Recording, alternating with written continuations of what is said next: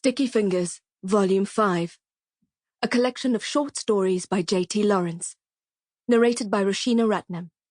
An audio shelf production. 1.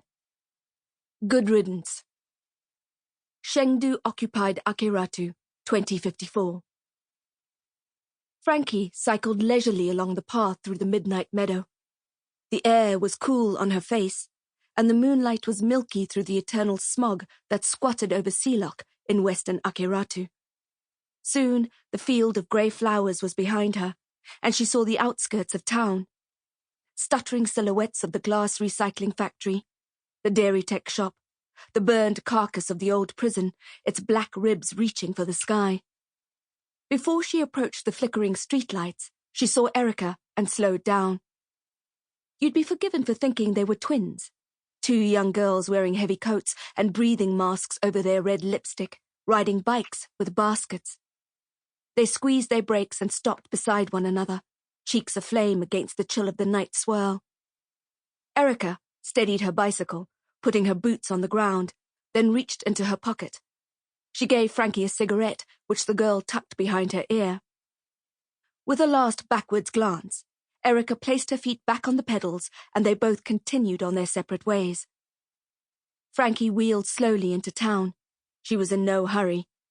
The Six Seasons restaurant stayed open well past dinner time.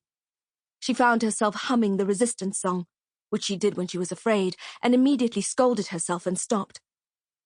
Golden light and drunken laughter spilled out of the cracks in the double-glazed windows of the restaurant. The warm hub was incongruent against the backdrop of destruction. How do people keep living in a place like this? Working, eating, sleeping, wearing the masks that stop the acid from eating your lungs. When things before had begun to look so promising, who would have thought this would be the future? Of course, it's not like this everywhere. Across the Fiume River, the trees are still alive and the sky is blue. The water is sweet. That's what they say, anyway. That's the whisper on the breeze. Frankie leaned her bike up against the side of the restaurant that smelled of soldiers' piss. It was darker there, and less likely to be stolen. Frankie took off her mask and drew the cigarette from behind her ear. She read the name written in pen on the cigarette paper. Bergdorf, then struck a match and ignited the end, enjoying the quiet crackling sound it made as she dragged the fragrant smoke into her lungs. As Frankie exhaled, she thought about her mother and her neighbor, whose bravery never failed to strengthen. Sample complete. Ready to continue?